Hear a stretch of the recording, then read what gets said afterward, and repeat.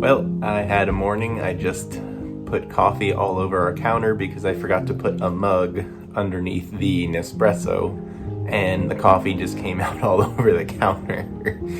So that's how today's starting.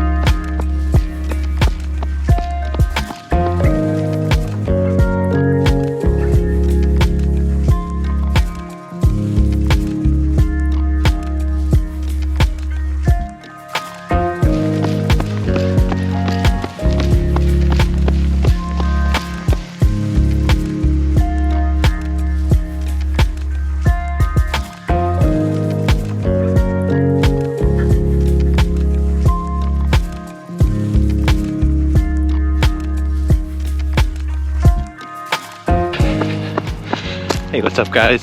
So we're just out here doing 3 miles on the track, and I actually forgot my watch, which, funny enough, I actually told myself today I'm not going to look at my watch. So turns out it will be an easy day, no worrying about the watch whatsoever, and we're on the track anyway, so it's easy enough to count the laps, and I'll just plug it in on Strava later. It's a little chilly after we've had some warmer weather, but it's nice for running.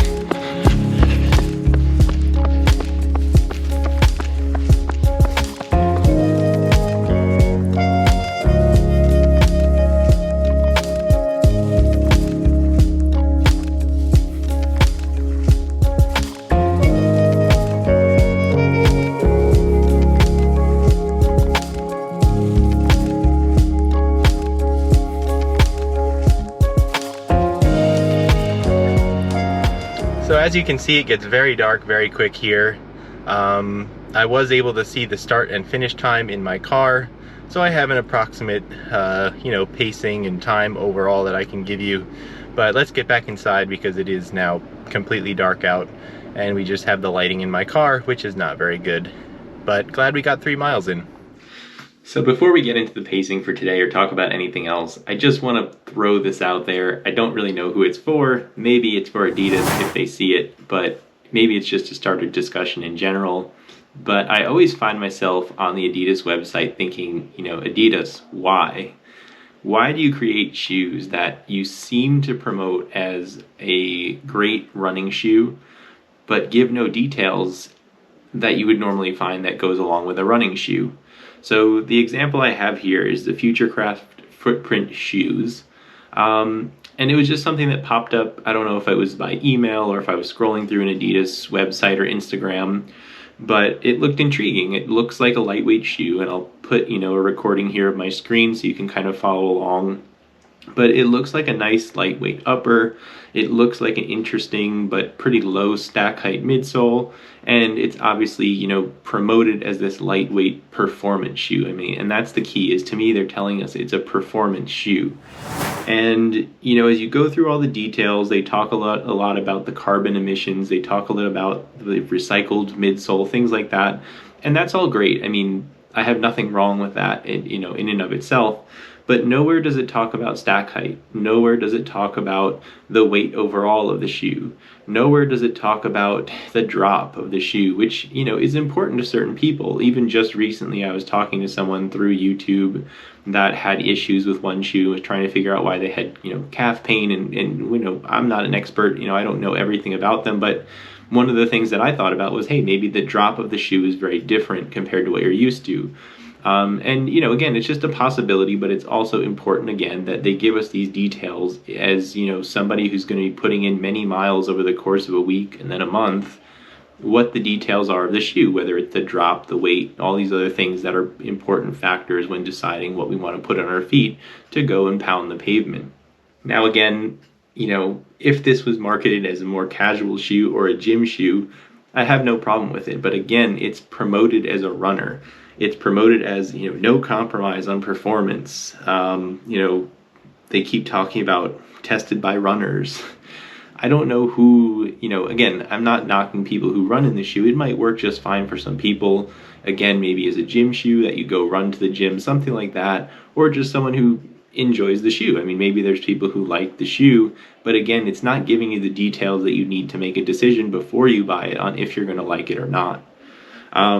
So that's my overall issue with it. They say that it's, you know, a real runner's shoe, that they have tested for performance by all these runners, but in my mind, this is not a shoe that an Adidas professional, you know, marathon, half marathoner is going to wear probably ever. There are other real Adidas running shoes out there that are, you know, really well made, you know, have performed really well in the marathon majors, but this just isn't one of them. And, you know, I'm sure other brands do this, but I just come across it a lot with Adidas, that they keep coming up with these shoes that they say are for runners, great for running, but they lack all the details that you may want to decide if you want to use it as a running shoe, when the reality is most people probably buy it as a just casual athletic shoe to wear with an outfit or walk around town. So I just don't like that they, you know, try and get somebody to buy this as a runner, someone maybe new to the sport. You know, maybe, again, it looks like a pretty low stack height. Maybe someone ends up trying to get into running. They're not comfortable in the shoe. They don't want to spend money on a different shoe. It just might discourage somebody who's new to the sport. It may discourage somebody who spends money on it thinking it's going to be a great, you know, fast day shoe, but it's just not enough cushion for the road, or who knows how the midsole even performs, because again, it lacks a lot of the good technical details that you're going to want as a runner. So that's just my overall issue. And to take it one step further, I went and I started to chat with the person, you know, who's supposed to help out. Like, there's a button, you know, ask questions. You can start a chat right on the page for the shoe. And it took quite a long time to get a response. The person was basically researching, you know, frantically what the weight was. I was asking what the material of the shoe was. And ultimately, again, I'll put it here, they talk again about the sustainable growth fiber midsole, which isn't really what I'm looking for, again, from the details from a running perspective. And then she gives me the weight in pounds, which is not something anybody that I know of as a runner is ever going to consider a shoe as a weight in pounds. And she gives me a range of 0.8 pounds to 1.75 pounds, or 0.35 kilograms, or 0.75 kilograms. Come on, I mean, I don't know. It's just, again, it bothers me that there's, you know, just such a distinct difference between the information they'll give for their true running lineup of shoes and something like this that they're going to advertise to people as something you should go for a run in, that will really help you perform on a run. Frankly, even their Ultra Boost shoes, to me, I think they're much more of a style shoe. I know they keep promoting it as this next, you know, iteration of a great running shoe, and some people do enjoy the Adidas Ultra Boost for running, but they're just so heavy, and Boost is, you know, frankly, a material for the midsole that is 20 years old, it feels like by now. So I don't know, I just think they'd be better off, again, sticking to their championship, their Adidas Adios Pro, you know, the Boston. A lot of those shoes were very popular and are popular, so why not just stick to what they're good with? I don't understand why they try and introduce these other ones. But anyway, again, I'm still going on too much, so let's get over and recap to the running now and drop this whole thing about Adidas. Alright guys, so like I said before, I don't have anything super specific, but thank you for sticking around if you wanted to hear how the pacing went. The run took about 30 minutes, 30 minutes and 30 seconds. It was pretty close and, right on the dot. I went running right out of the car, and then when I finished, I ran right back to the car and turned it on so I could see the clock, and it was pretty much, exactly 3 miles, a little over 30 minutes, not much more than that. So that was the overall pace. It was consistent, so it should be about 10 minutes or just over 10 minutes per mile for today. For this weekend, this is going to be our last weekend before we start our official New York City half marathon training block. So on Saturday we are going to do 6 miles, and on Sunday I think I'm going to revive the idea for the Christmas run, so stay tuned for that definitely if you want to see some running through Rockefeller Center, some of the store windows and things like that light up in New York City.